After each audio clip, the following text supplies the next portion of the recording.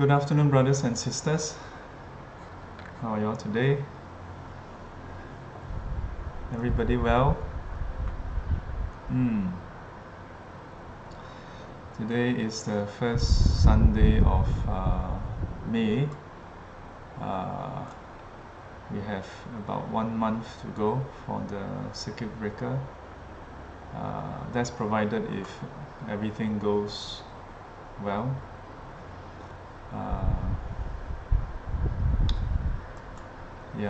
That's provided if everything goes well. And in the larger scheme of things, it's not necessarily just whether things go well in Singapore, because if the situation worsens in other countries, it may not be as simple as saying because our numbers go down, then we can just open up. Because Singapore relies a lot on our trade and interaction with other countries as far as our businesses are concerned. But meanwhile, today is kind of special. Today is not just the first week of May, but it's also the Sunday before Wesak. 4 days to go, and it's Wesak Day. This year's Wesak is kind of special. Because this year will be the first time I personally experience Wesak online, purely online.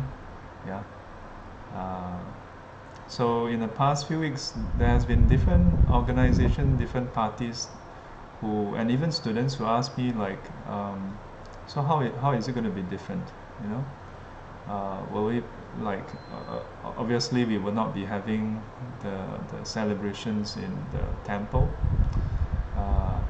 So then what is the impact? What is the impact? In a way, for me, yes and no. Because when I was ordained, the monastery I was in is in US. My late teacher, Sangmeo Xiaojing Lao和尚, he's from Northeast China, and by the time I got to know him, the monastery was in the state of New Mexico. That's one of the southern states in US, mid-south. And in our monastery, in a way we don't really celebrate Wesak, because it is lessons as usual. Of course, on that day itself is also the full moon day, so we would usually have our once every 2 weeks recitation of the precepts, the Patimokkha, Praktimosha, if you will, in Sanskrit. Other than that, is the same, as they say, business as usual. Even Chinese New Year, like throughout the whole year, the few days that actually has any difference would be at the start of the rains retreat and at the end of the rains retreat, where we have some in a way, you can call it a ceremony, but it's more we call it 做节目. So we have a community meeting, so to speak, where we officiate the start of the rains retreat and also the end of the rains retreat. Other than that, every week is more or less the same. Monday, Vinaya class. Tuesday, Wednesday, we have the Sutra, Sastra commentary class. Thursday is 1 day break. But break doesn't mean we don't do our practices. It's just a lesson that is not there. And then the duty monks would go down, and usually it's 1 or 2 only, go down to run errands, get supplies, groceries and stuff like that, check mail. And then Friday, Saturday is again classes. Then Sunday is our 1 day retreat, followed by the Great Compassionate Repentance Puja and like Tapechan. then it's back to Monday again. Yeah. So during the rain, sometimes we may have extended retreats, yeah, but otherwise it's the same. So when I came back to Singapore, the celebration of Vesak was, to tell the truth, a bit overwhelming. Yeah, because like the whole year round is like, you know, Dharma, sharing, classes, retreats, and then suddenly on Vesak, wow, the intensity just go up. So when some students ask me, is there any special celebration? I'm kind of tempted to say no. Yeah, because it's not like only on that day then there's end of suffering. Yeah, that there can be end of suffering. The celebration of Vesak commemorates 3 days, 3 occasions. First, the birth of the Buddha. Second, the enlightenment of the Buddha. Yeah, and third, the final passing, parinibbana of the Buddha. The 3 in a way culminate in the conquering of suffering. Yeah, and this conquering of suffering is not a celebration. In a way, it's not a celebration just for Buddhists, although it's usually celebrated by Buddhists because we learn about it and we recognize this as the ending of suffering. But this conquering of suffering is not it's not restricted to Buddhists. It is like the discovery of penicillin, where it's not limited to just people of a certain community or a certain race, a certain nationality, yeah, or a gender for that matter, but it's open to all. So when we celebrate Vesak, it is a day to remember this, a day to remember that 2,600 over years ago, someone first in our known history overcome suffering that is humanly possible. And so it gives us a lot of inspiration, a lot of hope, if you will, but a lot of perhaps impetus for us to consider that despite our imperfections, despite our failings, our flaws, we are capable of transcending all that. And when we say we, it's not just we as in me, but others as well. So on one hand, is to recognize that we can change, we can improve. So we don't have to be disheartened, we don't have to give up. We can and should continue to try and persevere. And outwardly is to consider that while sometimes we may meet people who seem like beyond hope, but to realize that even the worst among us is capable of that transformation if only given the right condition. And so then we remain open to that possibility. Yeah, and we give people the chance, that space and time to change. So to me, the celebration of Vesak is not something that we should limit ourselves to just on the Vesak day itself. Yeah, but every day when we wake up, we should consider, will this be my Vesak day? Yeah. Will I awaken today?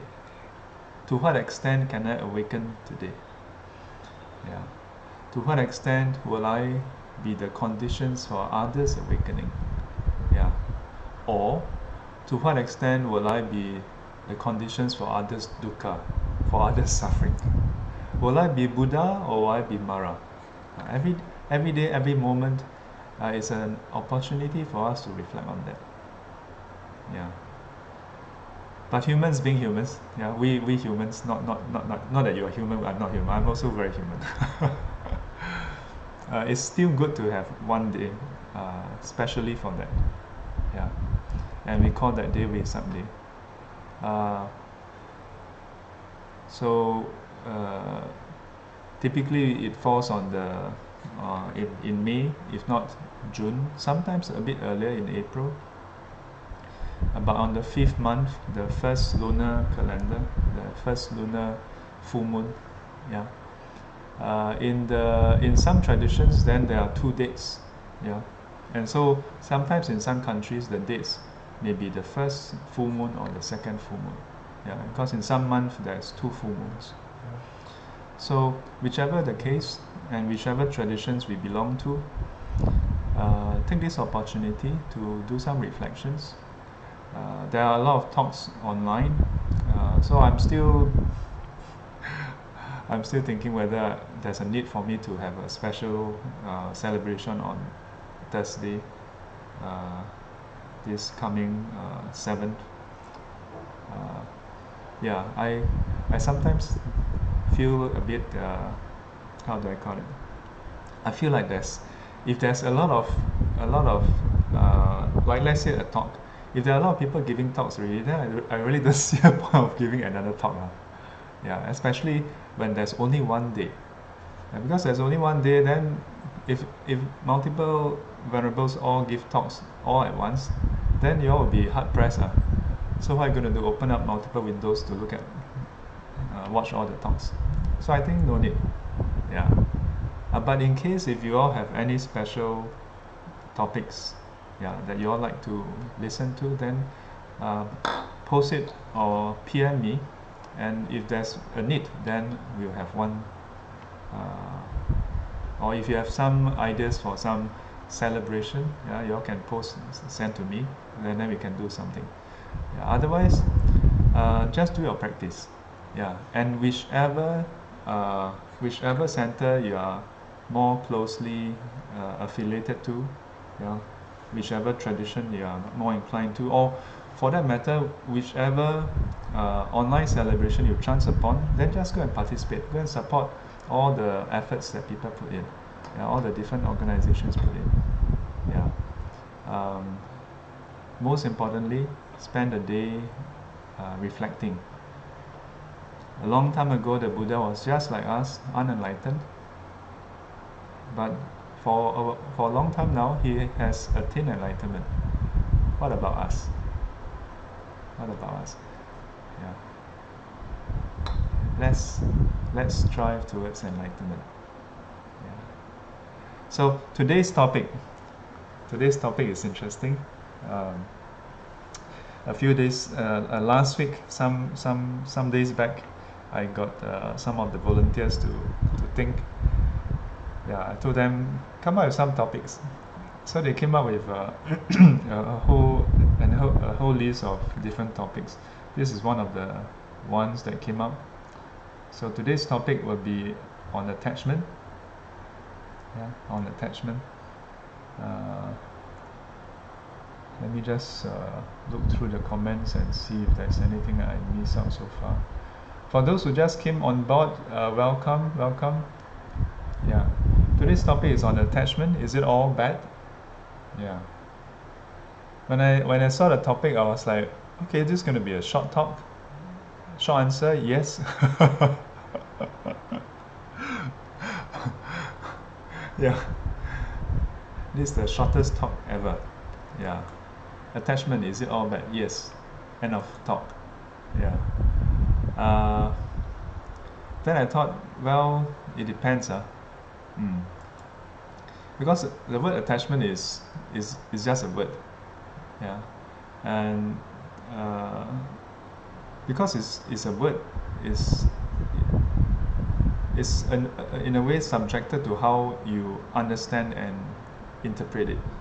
Yeah. Because the Buddha didn't teach in English. Yeah, and even English used in the past and now is a bit different. So what do we mean by attachment? So I want you all to perhaps in this session try to convince me. Some of you may want to convince me that attachment is all bad. Some of you may want to convince me that attachment, some are quite okay. Yeah. So first, I want you all to think about the attachments you have, or for that matter, what is attachment? Yeah. So think about it, and then I want you all to just write down into the comments. Bearing in mind that this is public, the comments. Yeah. But to progress in the practice, we need to be forthcoming. Yeah. So what are our attachments? Yeah. And to what extent does it mean by attachment? Yeah. Okay, I'm going to give you 1 minute to think about it, and then write down. Wei Fen has got the ball rolling. Bubble tea. Yeah. Yes. Xuejun Zhang. Yes, Yichut. Yes, I have Yichut you. Samantha wrote longing for permanence. Attachment to variable. Do you Xuejun, do you mean attachment to variable? Wow. Attachment to moral ethics. Interesting. Okay, so I'm gonna just switch over to the whiteboard. Keep it coming. Okay, I'm gonna just write down as your share. So today's topic, let me just get the whiteboard up. Okay, very good.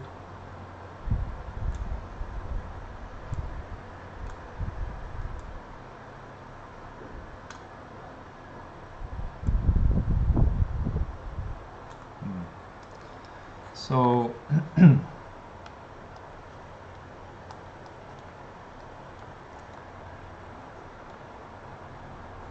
attachments. Yeah, so yesterday we had a meeting, and I'm getting used to using this ship. I think it's better than me trying to draw the ships. Okay, good. Everybody is warm up. Let's write it down. So we first have the bubble tea, but let's move this to the center, and then we're going to do some mind map. I like to do mind maps. Mind maps help us to visualize things, and and then we can have discussion. So we have bubble tea. We have I'm going to just put it down, and then we can see what happens. Someone, Xuejun, mentioned about venerable. I don't know what that implies. Longing for permanence.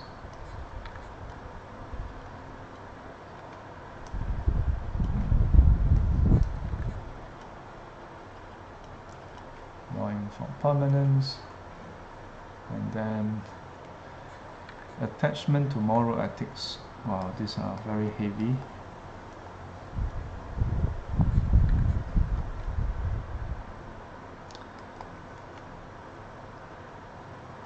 I'm going to try to write slower, because when I write fast, my handwriting goes crazy. So Xuejun asks, is there such a thing as good or bad attachment? This is something interesting. We'll explore. So we have Dharma. I'm going to erase this because it's basically just moral ethics. So let's see. Wow, relationships.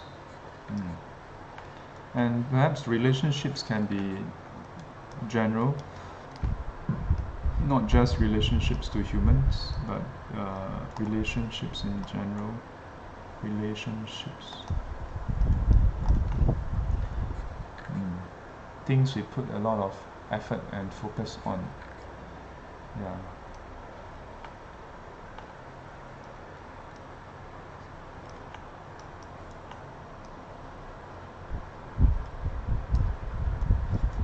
And focus. Attachment to body. Okay, very good. Human relations, Dharma, joy.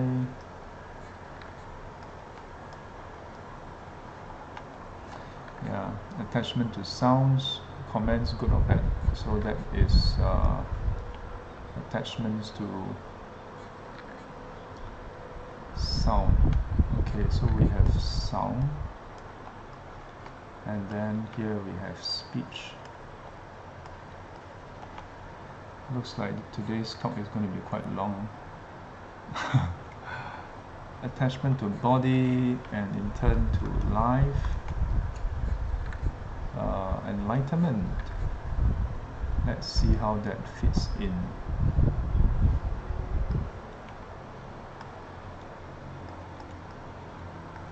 Enlightenment.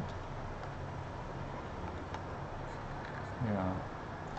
High expectations and materialistic life. So we can say materialism here.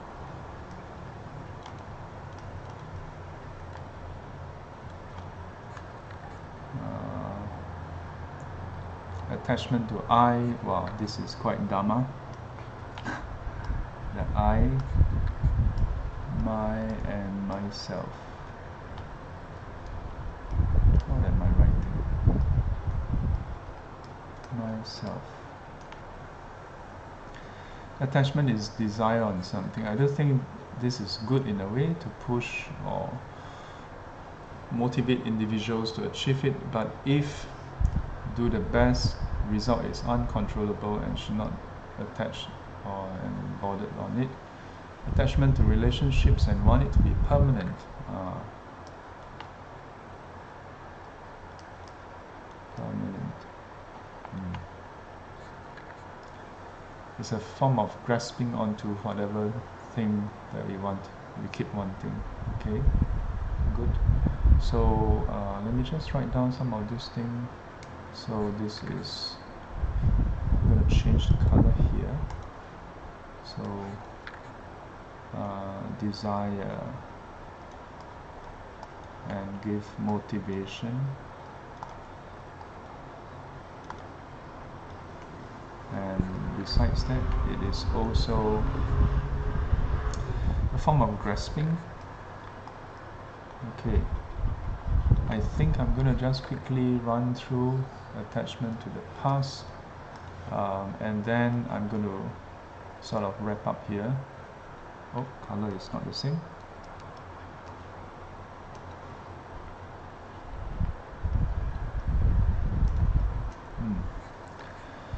Clinging, craving, attachment to self-perfection. Okay. Our identity.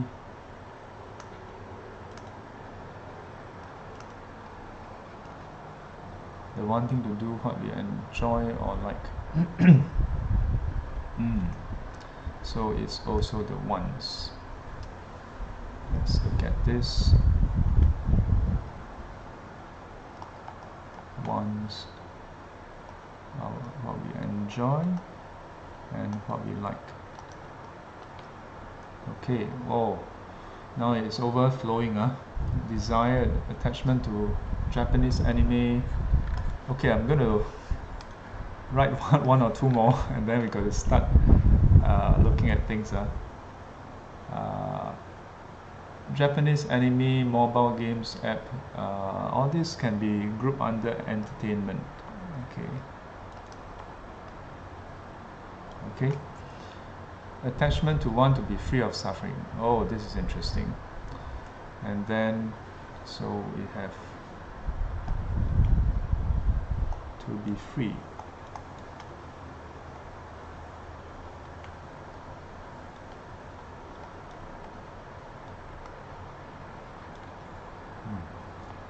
Okay, I'm going to pause here. I do apologize for not being able to write down everything, because every 3 I write down, 5 more appear, 10 more appear. Now we have I have 38 that I haven't written down, so I'm going to just start from here. Okay, so after that I'm going to look through the rest and then we can perhaps revisit. Okay, so Thanks for the very enthusiastic input.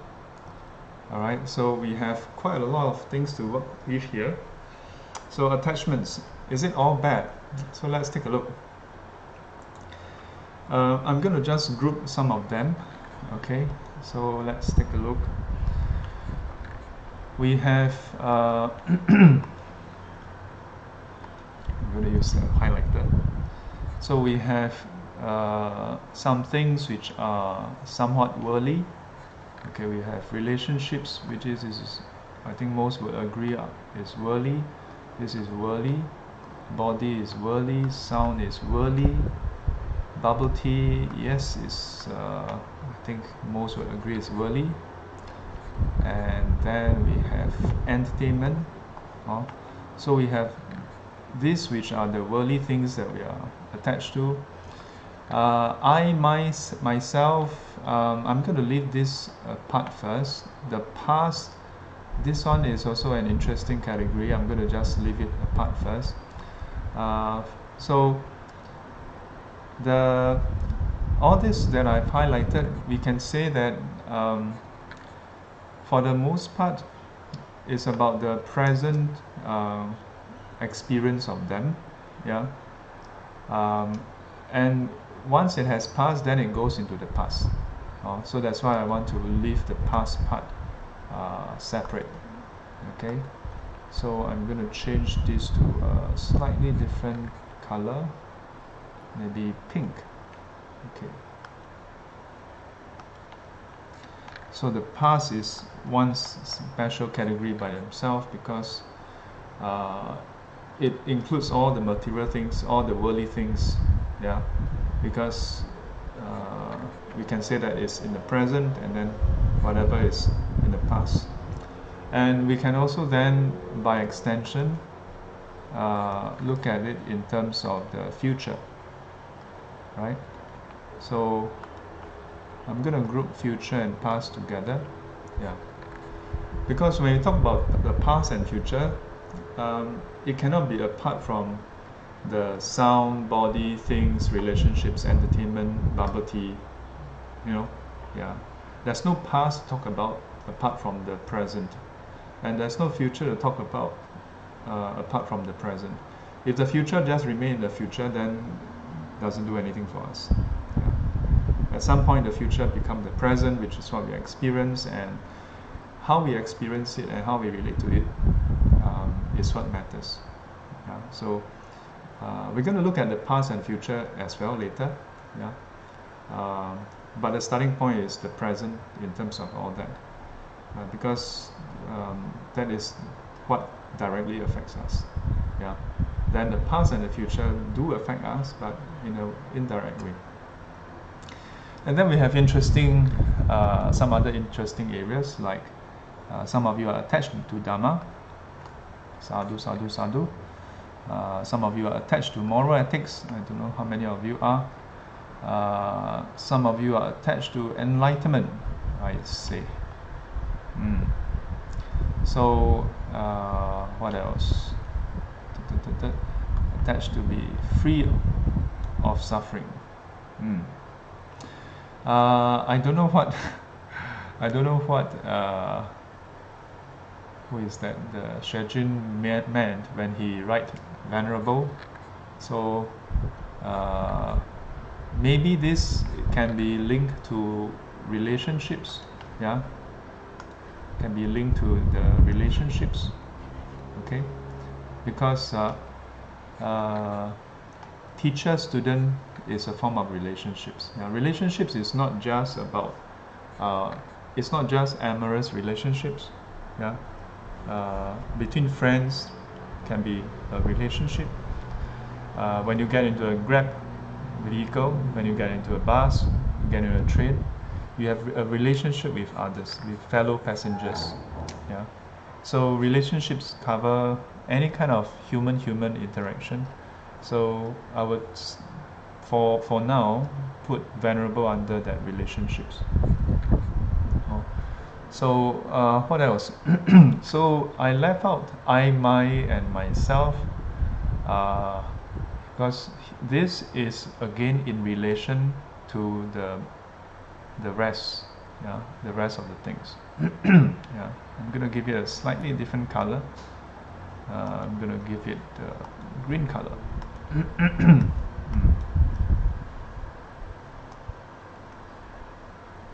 Yeah. So,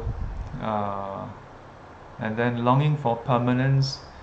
Yeah. So I also left this out because the attachment to permanence or longing for permanence is always with respect to something. Yeah.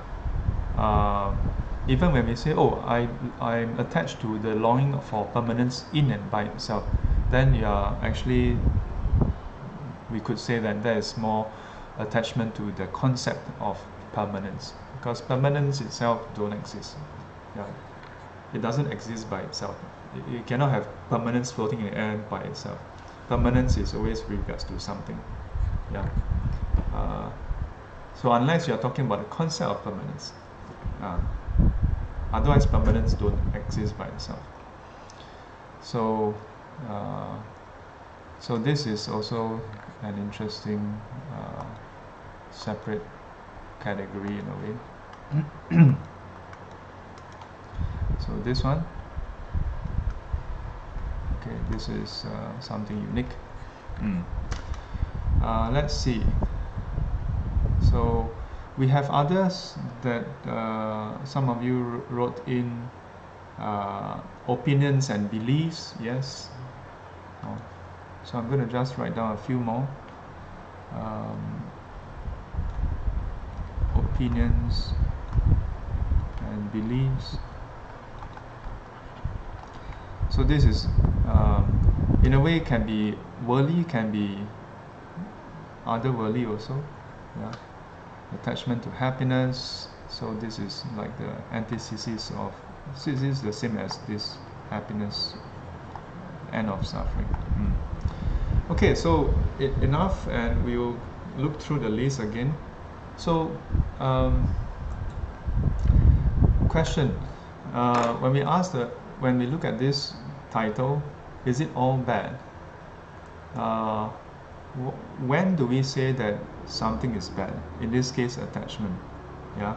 In the context of Buddhism, we say that sometimes we use the word bad, and when we do use the word bad, usually we use the word unwholesome, fruitless, things like that. Okay, or tainted, impure. It is that it leads to suffering. Yeah. If it doesn't lead to suffering, then we say it's, well, not bad. Yeah. So attachment to bubble tea, attachment to sound, attachment to body, things, relationship, entertainment. Yeah. Let's just use this as an examples, some examples, and tear it down. Show of hands, how many of you are attached to bubble tea? Now during this period, you all cannot have bubble tea. Yeah. So let's look at bubble tea as an example, and then we say, okay, being attached to bubble tea, now with circuit breaker, no bubble tea. Yeah, circuit breaker means no bubble tea, right? So what happened? For those of you who are attached to bubble tea and with the circuit breaker, what happened to you? You don't get bubble tea. And when you don't get bubble tea, what happened to you? Not for me to tell you what happened to you. You have to tell me what happened to you. Tell us, share with us what happened to you.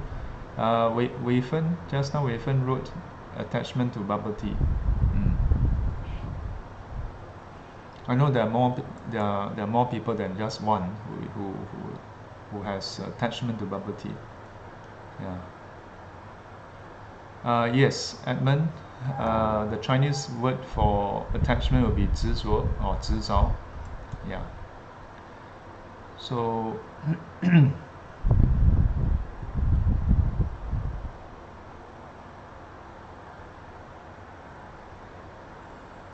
what happened?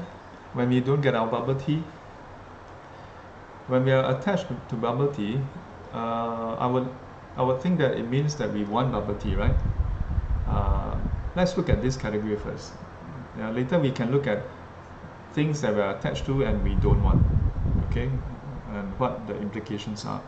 So if you are attached to bubble tea, let's assume for a start, looking at the first category, that it means that you want bubble tea. And now with the circuit breaker, we're not here to discuss whether we should tear off.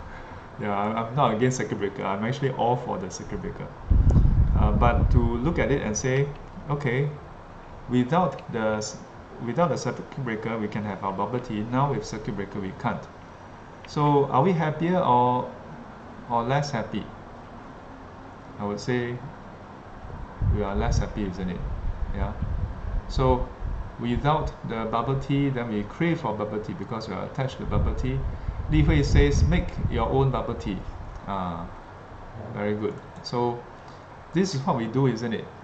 When we are attached to something and we don't get it, so we just try to work around. We just try to go. When we say make our own bubble tea, what are we trying to do?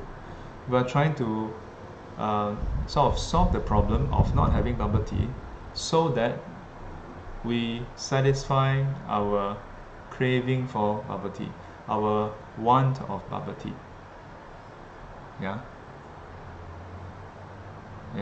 So all things Lei Hua Gui Lei, is it Gui Lei or Lei Hua? I think it should be Lei Hua. So Li Hua says all things changes according to conditions. No bubble tea due to circuit breaker. Yes, indeed. Yeah. Hey, so only 2 or 3% is into bubble tea. Huh? Esther says no, not attached to bubble tea. Yeah. Now, when we use bubble tea as an example, don't get stuck with the example, okay? Replace it with whatever you are attached to, because Sifu cannot possibly write down every single thing you are attached to, and then we are just writing down the whole world. Okay, we are attached to the world, right? So whatever example that we use, it will definitely not, or rather, we cannot possibly use all examples all at once. Okay, so whatever example I use, there'll be some of you who say, yeah, that's what I'm attached to. But there'll be some of you who said, oh, well, I'm not so attached to it. Yeah. So we can do it a few ways. The first way is, as we go through the example, you consider the example by itself. So if you are attached to it, ask yourself what happened to you. Being attached to it and you don't get to have it, what happened? Do you feel happier or less happy? Yeah. Some of you suggest that we can make our own bubble tea. So when we can make it, are you happier or less happy? If you cannot make it, are you happier or less happy? Yeah, it's that simple. And for those who are not into bubble tea, you can ask yourself the same question. The fact that you are not attached to bubble tea, and now with the changes in the measures, bubble tea shops, yeah, by and large are required to shut down. So then, does it affect you? The fact that you are not attached to it, we are not attached, and so we are not affected, isn't it? Yeah, whether there is or not. So from these two groups, we can see this distinctive difference in the way we respond to something, yeah, depending on whether we are attached to it, number one. Number two, whether we have easy access to it according to our wishes. And all this is from you. We're not pulling in some special esoteric Dharma to teach. Yeah. Because the Dharma is about how we are. It's not describing some alien species out there. It's not describing some profound, well, it is profound, but it's not describing something that is apart from how and who we are. Yeah. Attachment is describing us, unenlightened beings. Yeah. So we should know better. Yeah. So let's look at the writing here. So let's zoom in a bit here, okay? Without so bubble tea plus circuit breaker, as I mentioned earlier, this means that there's no bubble tea. So if you have attachment to bubble tea, yeah,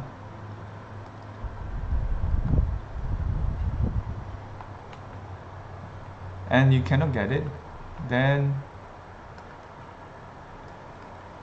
happier, sadder, or unhappy.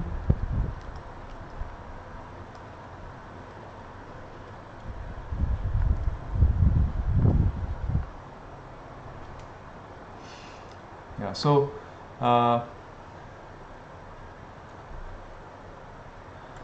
in Buddhism, we don't say that you, in a way, when we say that attachment is bad, it is that our attachment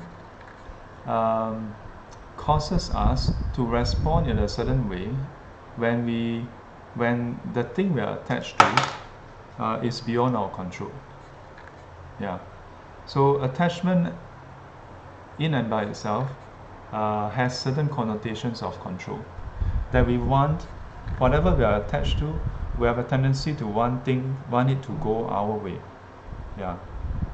So the attachment to things is in turn linked to the attachment to ourselves, whether it's my way or my thinking or my wishes. Yeah. And that's why I put the I, myself a bit separately. So what have we heard so far? We are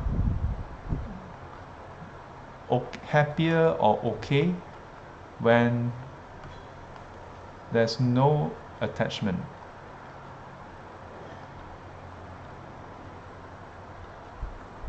Yeah. If there's no attachment, then no problem. But we can become unhappy if what? If there is attachment.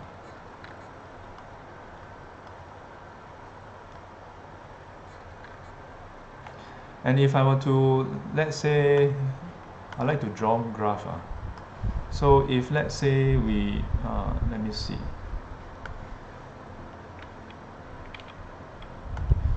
If we draw a graph here, okay, and we have the, so we have a suffering here, and we have attachment here.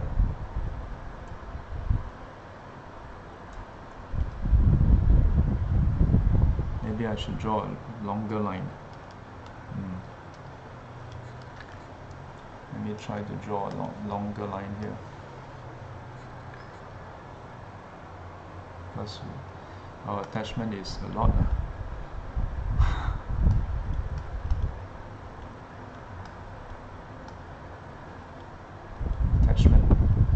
So if we were to plot a graph, okay, we plot a suffering, attachment versus suffering graph, how will it look like? If you have no attachment, would there be any suffering? Or if you have this much of attachment, how much suffering will we have?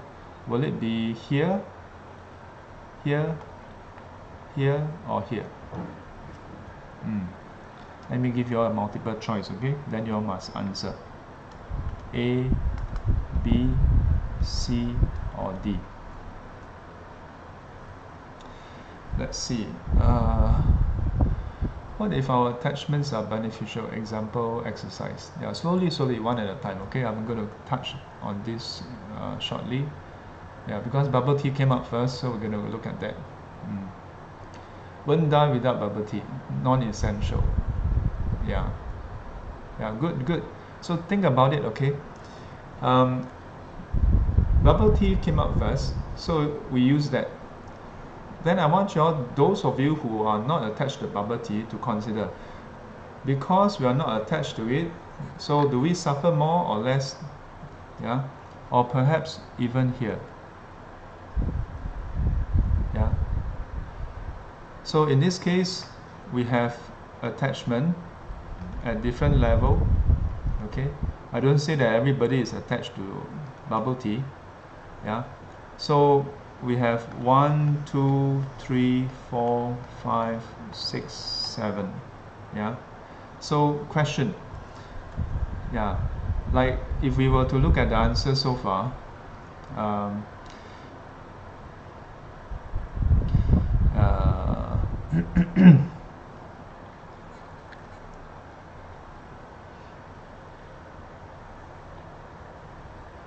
I think in general, we would agree that if you have no attachment to bubble tea, then you wouldn't suffer due to it. If you have a bit of attachment, then you may suffer a bit more.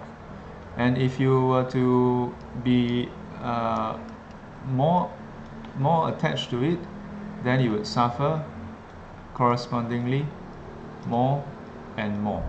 Yeah. Now, I just happen to draw a linear relationship. It may not be a linear relationship. Maybe it's exponential or maybe quadratic in nature. Yeah. So roughly, if you plot the line, it's going to be like that, more or less. Yeah. Let me see. I want it to pass across the origin for obvious reasons. Okay, more or less like that. You all agree? So now some of you have asked, what about if it's attachment to other things? Yeah, so if we look at the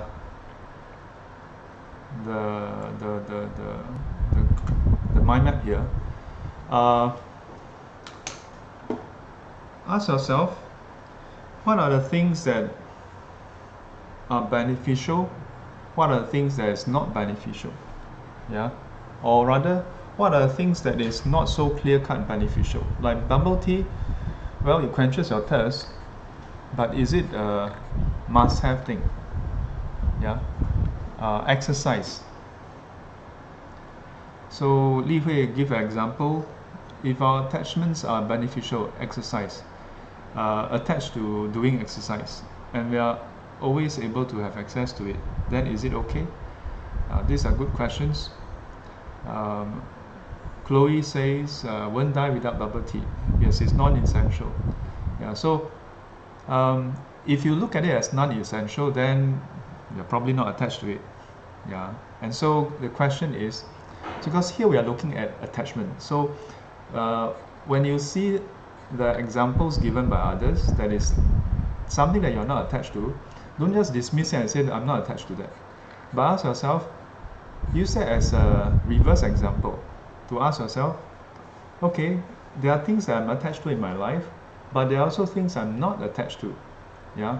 So of all the things we are attached to and not attached to, which of this group would cause us to become disturbed? Yeah, would disturb our peace when we don't have it, when we are not in control of it.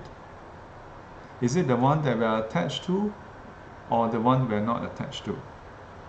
Yeah, which is the one?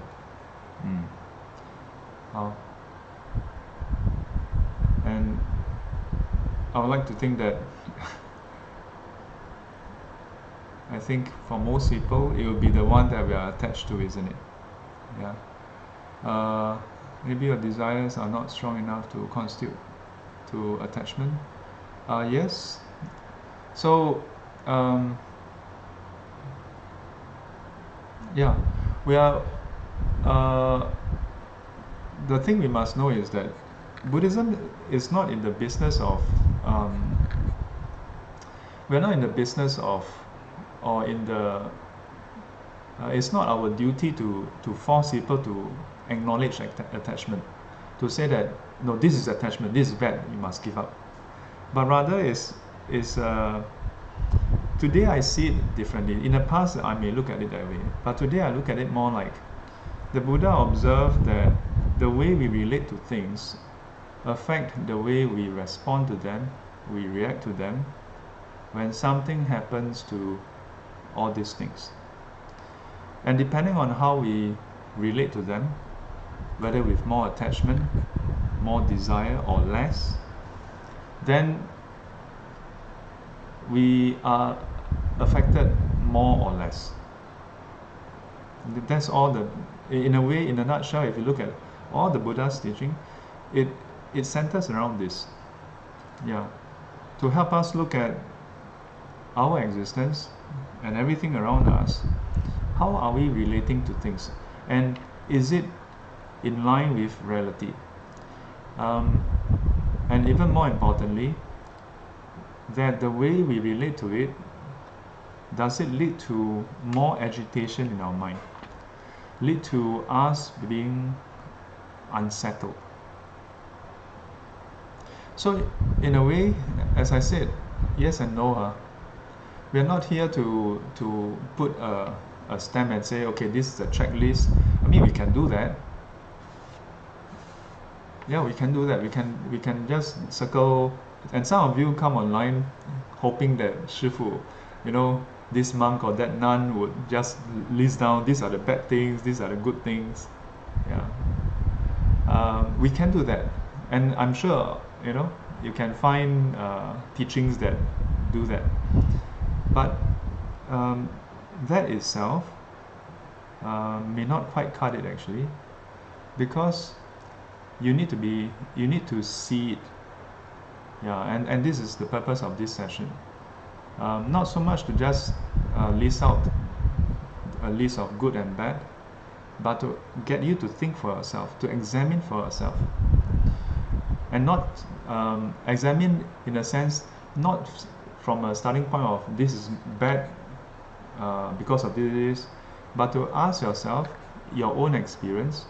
When you have more attachment towards something, what does that do to you? What does that do for you? Because this is what Dharma is, your own observation and experience. Honest experience, and honest, not just kidding yourself.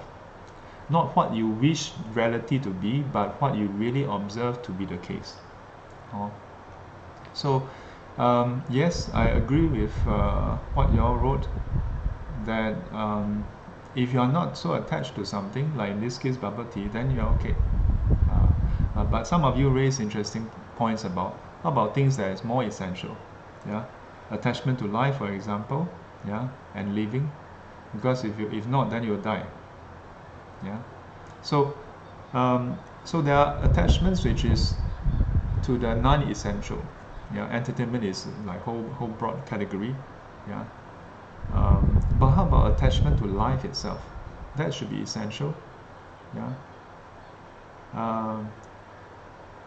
Now, if you look at the Buddha's teaching, attachment to life itself leads to suffering also.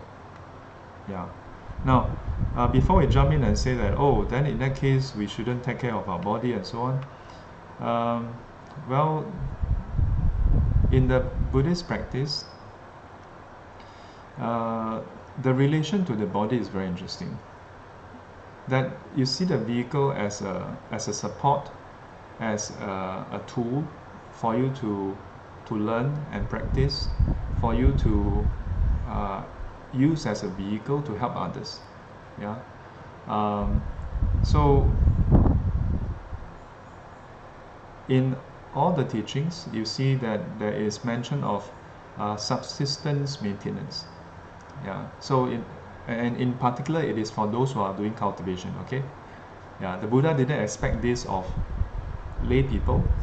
Yeah, not that we look down on lay people, but it's that your goal is different. Yeah. If your goal is enlightenment, then you notice that there's this term called the 4 basic requisites. Yeah, 衣食住要, that the Buddha allowed this. In addition, the Buddha subsequently allowed other items that is life-sustaining, that supports the practice. Yeah. So, is that a form of attachment? That's a question. That's a question mark. Yeah. Sustaining something, using something, does it mean we are attached to it? I brought a prop today. I have two props here. The first one is what we are familiar with, handphone. Yeah. The second one is also what we are familiar with, a toothbrush.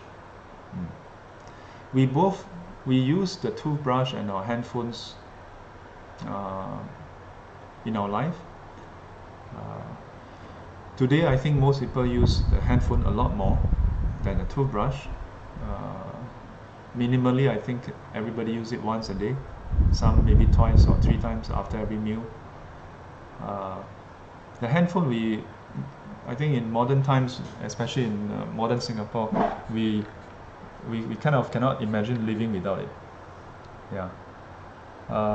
So is it an essential? Is this an essential? Is this an essential? But what happens if you lose your toothbrush? Yeah. If you misplace your toothbrush, some may say and argue that, oh, because all my data is inside. But let's say now, if your handphone, everything is on the cloud, yeah, then it's okay. That means may say, oh, but this is cheap, this is expensive. So what if both can be replaced as easily? Hey, then we are, by right we should be okay. But ask yourself, will you be okay? And if we are not okay simply because of that, then it means that it's not the handphone we are attached to, it's the data we are attached to. Yeah. But why do I bring out a toothbrush? Because the more we look at the teachings that the Buddha gave to the monastics, the more it seems like the way the monastics and whoever wants to cultivate towards enlightenment should relate to the body, should be relating to it like a toothbrush, where you maintain it. Yeah, after you use, you should clean it. Yeah, you keep it in a dry place, let it dry so that it doesn't grow mold and so on. Yeah, have germs. But you use it only to the extent of using it. Yeah, we don't bring around our toothbrush and like hold it like our precious, isn't it? Yeah, we don't think much about it. Yeah, we just use it. Yeah, but do we relate to this body in this same way? So from there, perhaps we can see the fine line between what is really essential versus attachment. Yeah, and if it's something essential like breathing, can we still say that it's an attachment? Because in the text, then ultimately there is this thing about attachment to life, the grasping. Or today I was looking at some texts about upadana, a very lengthy online discussion by various individuals, various translators, talking about whether it should be this upadana, is it clinging, or is it grasping, or is it taking up, or appropriation. In Chinese it's qu, yeah, and has that connotation of 执着, 执, yeah. So in the ultimate sense, if you are striving towards enlightenment, then all forms of grasping, clinging, attachments would be an impediment. So if you want to attain enlightenment, then all forms of attachment is ultimately bad. Yeah. Now this is not not a popular thing to say, and some of us may not agree. Yeah. But before we jump in and say we don't agree, we've got to ask ourselves, what is our starting point, or what is our end goal rather? Yeah. Our starting point as in where are we headed? If our aim is to say, yeah, I like to learn Buddhism, but I'm not quite ready to attain enlightenment. I always ask this question, half joking. How many of you would like to attain enlightenment by Wednesday, 3:35 p.m.? And just nice, Wednesday would be the Vesak Eve. Yeah, how many of you are ready to attain enlightenment by Vesak Eve? 4 days to go. Yeah. The thing is, I think for most people, we may find Buddhism appealing, and we find that the teachings help us to look at things differently and have a clearer picture, but we may not be entirely ready, or we may not entirely want enlightenment yet. And so that would shape the way we look at some of the teachings, like in this case, how we relate to attachments. And so we may say, okay, the grosser attachments, yeah, that lead to very gross defilements, greed, hatred, delusion, yes, all these are attachments that's bad. But the subtler ones, no, it's okay. Yeah. But we have to recognize that this disparity is due to the difference between our goal and the ultimate goal of enlightenment.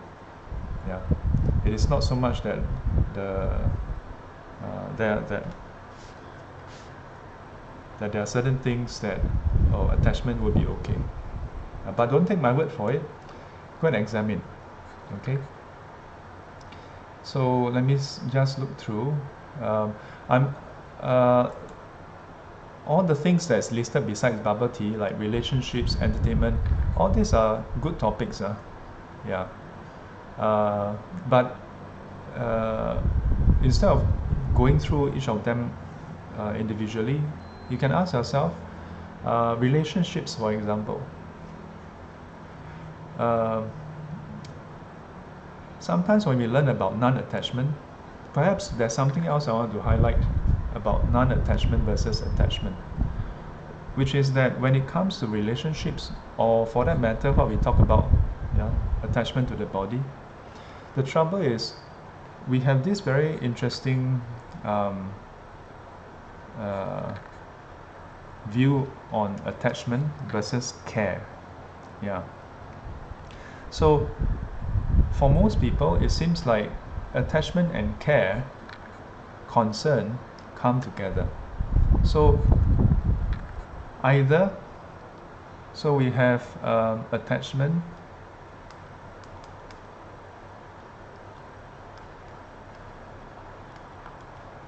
we have care and concern. Yes, no, yes, no. And then if you were to just very simply, draw a few lines here.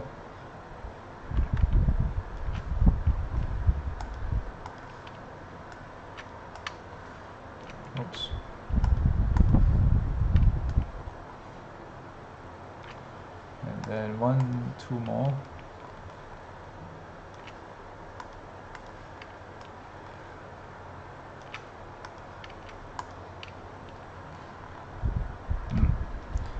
So we have this tendency to look at it and say, if you are attached to something, then we say, okay, I care about it. If I'm not attached to it, then I don't care for it. Yeah, this is how we usually look at things. Whether it's and this, for the most part, I think holds true for most people, regardless of whether it's bubble tea, entertainment, relationships, things, body, sound, etc. Yeah, but is this the only way to look at things? Yeah, that we care only when we are attached to it, and we don't care when we are not attached to it. Yeah, and this is the tricky part. Because of that, because we are used to caring only when we are attached to things, attached to people, attached to whatever. So when we learn about non-attachment, we may learn that, oh, attachment can bring suffering. In fact, we don't need to learn that. We should observe it ourselves. Yes, we need to learn that. We learned that in Dharma class, but after learning, we need to go and check. Is it true? The trouble is halfway through checking, then we may end up, we may start to ponder and say, hey, but if I drop my attachment, if I cultivate and remove my attachment, then I cannot care anymore. And this is the thing. And it will cause us to, it will color the way we look at non-attachment itself, and cause us not to be able to put aside our attachment, because we have linked attachment with care. This is a wrong, what do you call that? This is a wrong linking, or rather it's a false association that we have gotten so used to it. I'm not attached, then I don't care. If I'm attached, I have to care, or I care, then I'm attached. In the Buddhist teaching, we develop caring with no attachment. This is the difficult part. How to care without attachment. Of course, if you have attachment but don't care, I don't know what that is. Attachment without caring. I think that seems quite narcissistic. You're just attached but you don't care about it anyway. So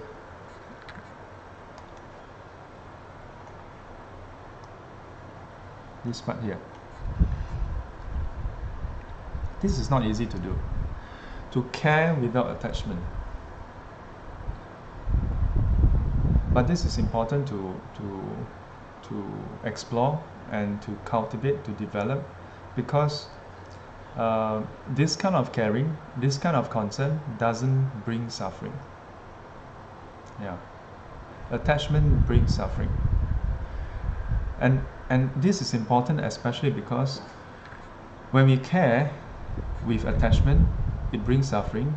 We wrongly associate the suffering with us caring. And we think that sometimes, you hear of people creating this emotional wall and not care. Why? Because they are afraid of being hurt. But it's not the caring that harms us, it's our attachment. And in turn, this attachment to self equals to our ego. It is this that brings suffering, not the caring. Caring doesn't have to bring suffering. If caring can bring suffering, then Buddha, the Bodhisattvas, the Arahants who care so much, they care even more than us, right? They care for all sentient beings, innumerable, immeasurable sentient beings. Then, by definition, shouldn't they suffer more? But we say that they are the sorrowless ones, free from suffering. Think about that. So, is all forms of attachment bad? Short answer, yes, but that doesn't cut. So I rather invite you to explore, to think, to go and examine whatever you are attached to. Write down 3 things. If there's a takeaway for this class, this session, I want you all to try, okay? I want to invite you all to try. Write down 3 things you are attached to. And maybe in terms of severity, mildly attached to, moderately attached to, severely, heavily attached to, and you draw the chart yourself, and ask yourself, okay, does it lead to more suffering or less suffering? And then explore. Is it possible to to do this. Yeah, to care without attachment. Yeah, in the Buddhist teaching, this is the direction. How to that we care without the attachment. And how to care without attachment? Really focus on the suffering of others. Really focus on the happiness of others. The trouble is, even though we say we are attached to something, our focus is on ourselves. Attachment is actually a focus on ourselves. Yeah. When we are attached to something, and something happened to that thing, why are we suffering? It's because of the impact on us, isn't it? Whether it's bubble tea or relationships. Take relationships for example. Let's say your boyfriend or girlfriend decided to end the relationship. Yeah, this is an example I've been going through. Or your husband or wife decided, things are over. I'm not encouraging people to just end relationships at the whims. But ask yourself, when there's a breakup, why do we suffer? Are we suffering because something bad happened to the other person? In all likelihood, actually nothing bad happened to the other person.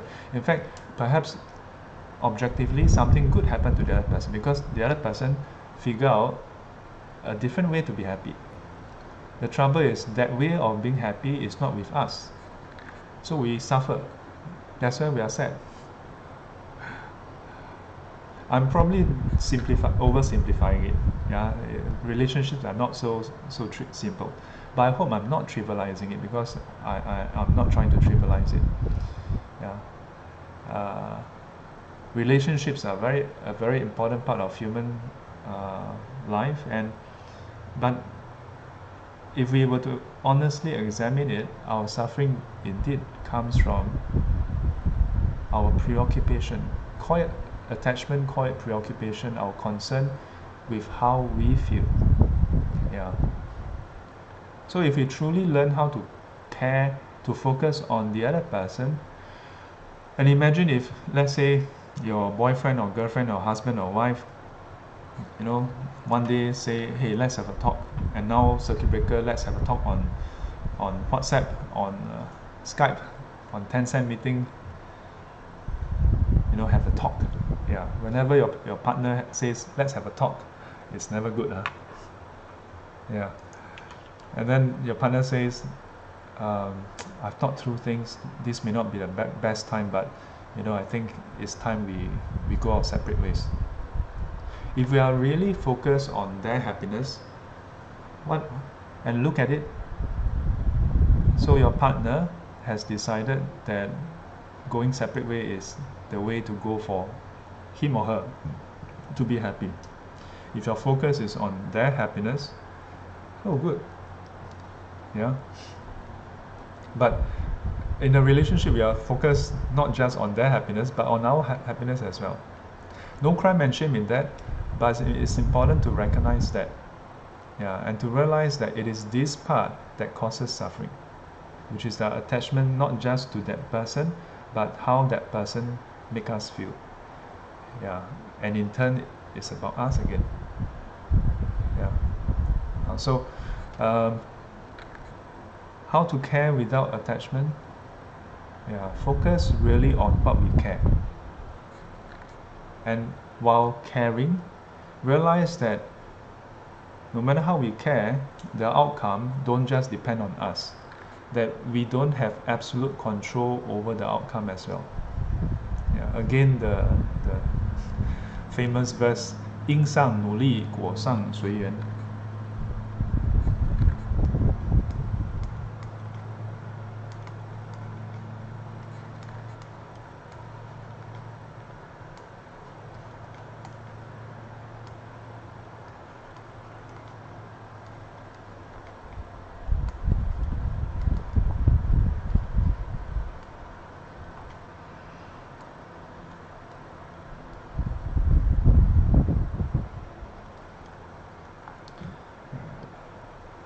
So as far as the cause is concerned, so this is the cause and the fruit. So as far as the cause is concerned, we must put in effort, put in diligence. Yeah, try our best. As far as the fruit is concerned, then we have to go with the conditions. But we Chinese, we like to be brief.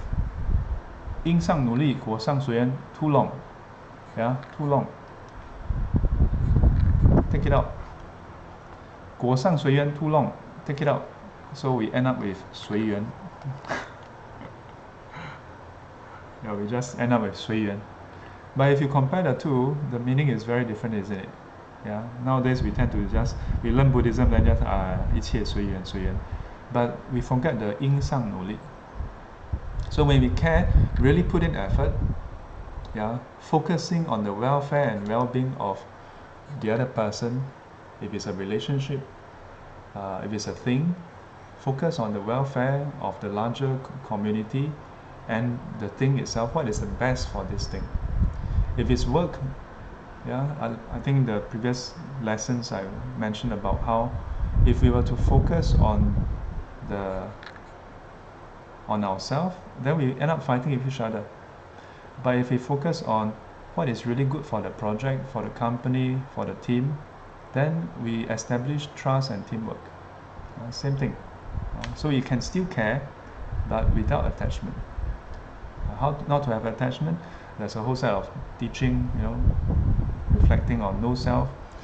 But very directly, try to put in effort to focus less on me. Focus on others. And this is a direct expression of compassion. Yeah? Focus on the happiness and suffering of others. So I think that's all I have to share for today. Yeah. As I said, all these topics are in and by themselves worth spending time on, to explore. We can definitely look into them specifically, but I hope the sharing on bubble tea as a general example and the example on relationships has been helpful.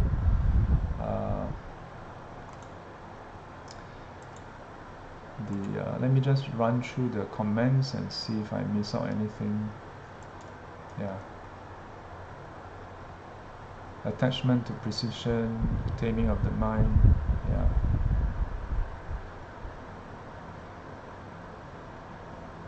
We can say that whenever we have attachment, whatever we are attached to is always linked back to us, we, mine. Yeah. When we say perfection, whose definition of perfection? It's because we identify with that definition as what is good. Yeah. When we say perfection, we definitely think that standard of perfection is good. Yeah. And it's because we identify with it, we agree with it. Yeah. And we embrace it as me, as mine. Yeah. So attachment is always inevitably linked back to the ego, the me, the mind. We have recognized what state in. Could bubble tea be more of an addiction as opposed to being an attachment? Well, we can say that, well, these are, again, choice of words. You can say that addiction is an extreme form of attachment. Yeah.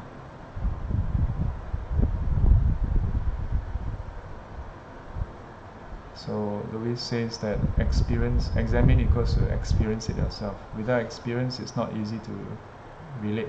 So this suffering is inevitable. Well, it is not that it's inevitable, and I think you may not mean that it's inevitable, but that at some point you may have to experience it. Yeah. But suffering is not inevitable, because if it's inevitable, then why are we cultivating? Because it's inevitable. Yeah, it's not inevitable. It is conditional. Only when there are conditions, then there's suffering. From the context of feeling, the feeling of good and bad will trigger the attachment in us towards the worldly phenomena. Kokwa says that this feeling, the sensation, Yes and no. It can be a condition, but only because we relate to it wrongly. Yeah. If we see it truly that this is not something tangible. This is something that is ephemeral, and not just thinking about it being ephemeral or insubstantial, but to truly see that it's insubstantial, that it comes, it goes, it depends on conditions. It doesn't have any essence by itself. Then it will not trigger attachment. Yeah, but you are right that for most people, as long as you experience something, it can lead to attachment. Hello, Rod. Rod Bunka from Thailand. Good to see you online.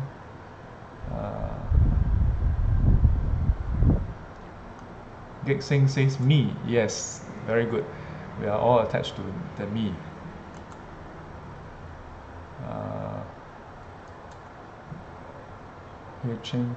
How we know if we can attain by Vesak if? How we know? The three things that I mentioned to write down attachment, I'll try to go and learn more about it first. Yeah. Li Hua, you're welcome. A job that you hate.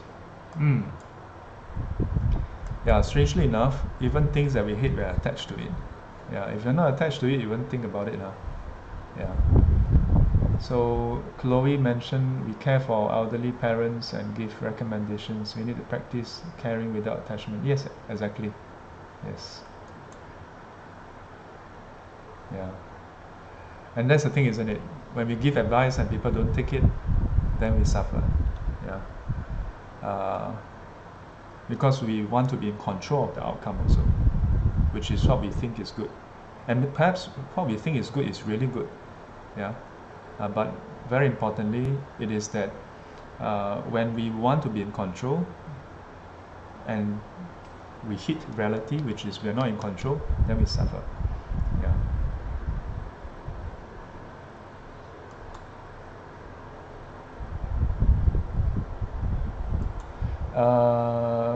Kok Wah says, is this an example of Li Chen You Ti?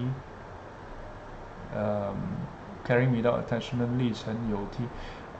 Because you write in Han Ping, it can be a lot of different words. So if you can write in Chinese, I could perhaps answer. I'm not so sure what the Li Chen You Ti is, because Chinese are a lot of different tones. It can be many other things. Alika asks, can I ask if we care being attached, then we wouldn't care being attached. We wouldn't need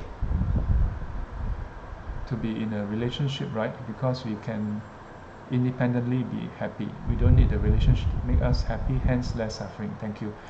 Yes. Yeah.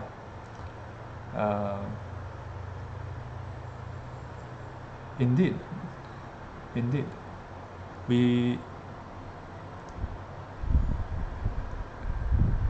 It's true, but it's not a familiar concept for most people.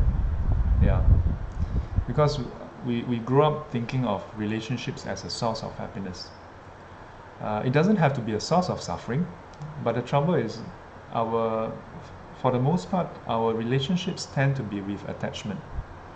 So if we can be in a relationship where we nurture the growth and support each other to do wholesome things, yeah, to be of service to others, to be of benefit to others, then such a relationship may not be bad. Yeah. The question is, why do we want to have that relationship? Yeah. The starting point is important. If it's a want that is due to attachment, then it's definitely going to be filled with attachment. Yeah. But conversely, we don't need to have relationships to be happy. Yes. Yeah. Care without being attached. Yes. Exactly. Can we have a substitute for something we strongly attach? If we cannot let it go, will it work? In a way, yes. Yeah. The Buddha very skillfully offer people substitutes. Yeah. And gradually substituting all the way until the final substitute is enlightenment. Then That is without substitute. How could we tell we are caring without attachment? Because we would still be attached, affected by the response of the person we care. We are human. Well, simple answer, if you are still affected, then yes, you are probably still attached. But when we say work towards it, there's a progression.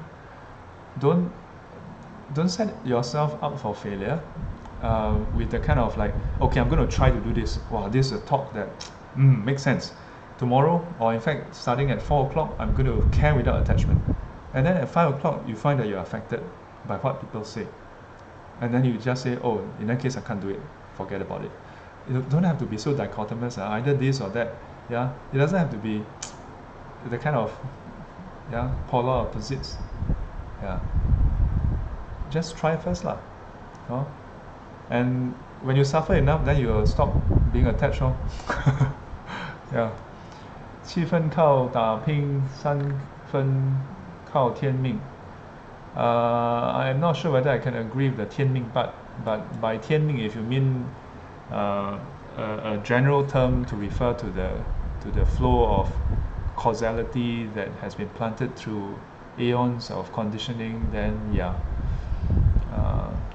But again, these statements like 3分、7分多少、3分多少 is more often than not figurative.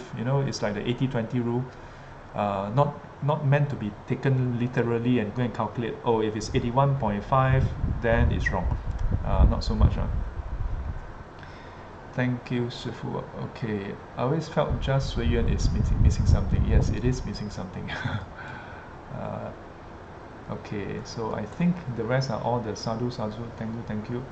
由爱故生忧，由爱故生怖。若离于爱者，与爱者，无忧亦无怖。Yes, very good. Indeed. 离尘有体，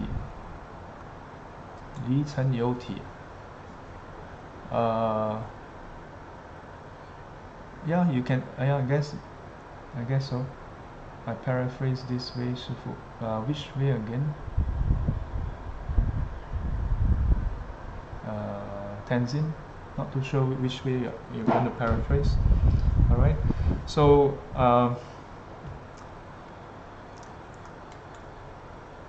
to wrap up, are all attachments bad? It depends. Yeah. If you are trying to strive towards enlightenment and that is the goal, then yes, all forms of attachment binds us, fetters us, and it is what prevents the awakening, or liberation. But the link between attachment and caring and concern is perhaps a very crucial part of our understanding and growth, that if we don't see this link, then we end up feeling caught up, feeling lost, because it seems like the teaching is asking us to give up on caring. It's not. It's asking us to relook at the way we relate to things, to people, to events that happen in our life, and ask ourselves, is the way we're relating to it, that we relate to it, is it in line with reality? Is it beneficial? Is it wholesome? Is it fruitful? The attachment, does it bring more suffering or less? And is the attachment really about that entity, or is it more about us? And if it's about us, then perhaps we can revisit. And if we were to try, test drive, and say, less attachment,